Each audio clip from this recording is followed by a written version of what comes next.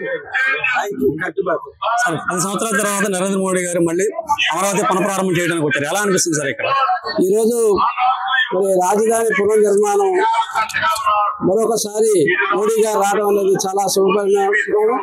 మరి ఆనాడు జగన్మోహన్ రెడ్డి రాజధానిని ఎలాగైనా సరే విచ్ఛిన్నం చేయాలి.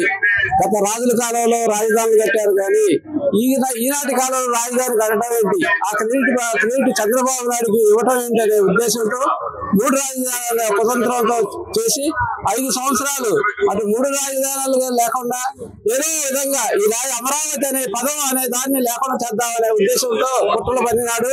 కానీ ఇప్పుడు చూడు జగన్మోహన్ రెడ్డి, ఈ రోజు చూడు ఈ జనాన్ని చూడు, ఆ బొత్స సత్యనారాయణ శ్మశానం అన్నాడు.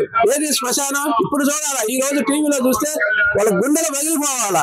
అదే విధంగా రాష్ట్రంలో 24 జిల్లాలు మరి ప్రజలు రాజధాని అమరావతి అనుకుంటూ గొంతెత్తుతుంటే ఆనాడు జగన్మోహన్ రెడ్డి కుతంత్రాలతో రాజధానిని అసలు లేకుండా చేద్దామని చూసినాడు.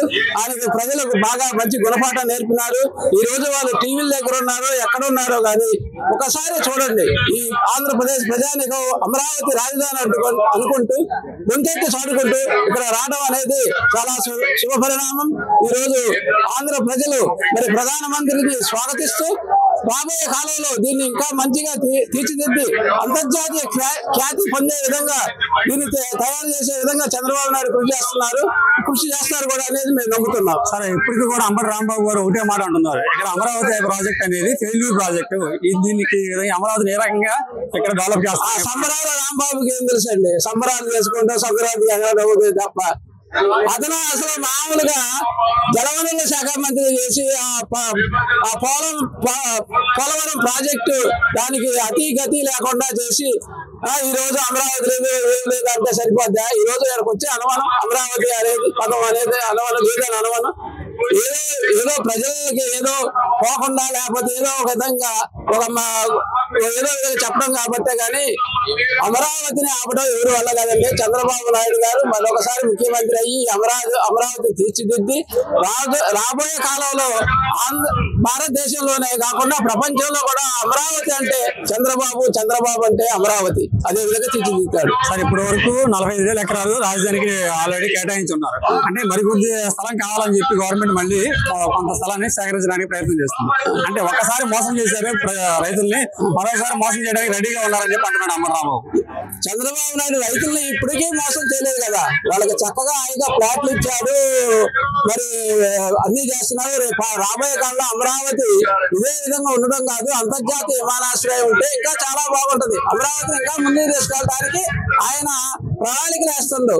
ఇక్కడ తీసుకున్న రైతుకి ఇంకా గట్టిగా మేలు జరిగేటట్టు చూస్తుంది కానీ రైతుని కడుపు పట్టే విధానం చంద్రబాబు నాయుడు గారి దగ్గర లేదు. అమరావతి రైతులు రాబోయే కాలంలో చంద్రబాబు ఫోటో పెట్టుకొని ప్రతి ఇంట్లో పూజించే అవకాశం కూడా ఉంటుంది.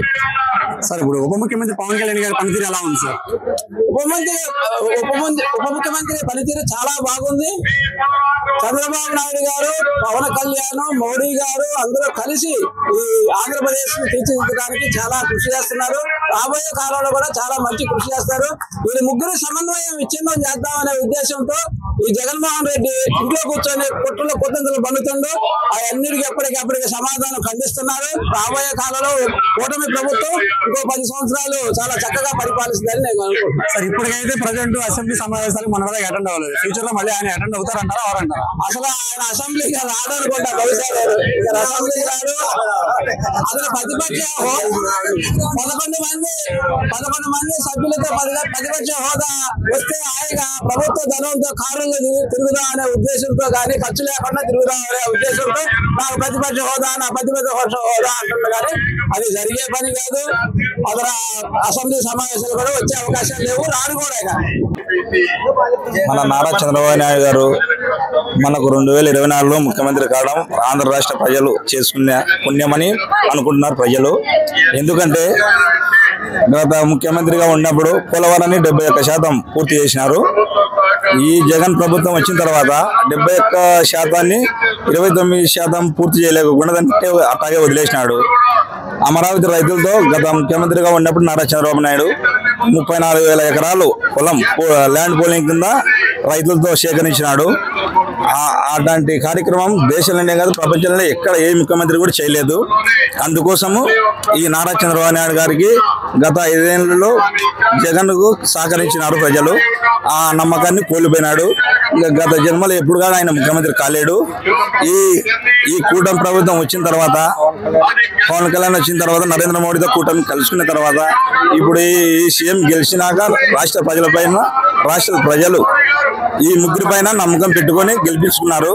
ఆ నమ్మకాన్ని ఒమ్ము చేయకోకుండా ఈ ఆంధ్ర రాష్ట్రంలో అమరావతిని నిర్మించుకోవడానికి ప్రతి ఒక్క గ్రామం నుంచి ప్రతి ఒక్క ప్రజలు అక్క చెల్లెళ్ళు భవిష్యత్తుగా భావించి, పిల్లల భవిష్యత్తుగా భావించి ఈ గవర్నమెంట్ ని ఎన్నుకున్నారు.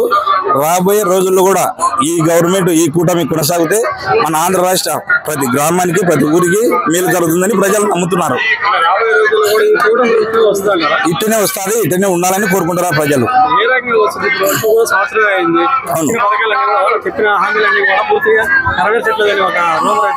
అదే ఆ రూమర్ అనే వాళ్ళు గత 5 సంవత్సరాల్లో ఈ అమరావతిలో పరిపాలన చేసినారు.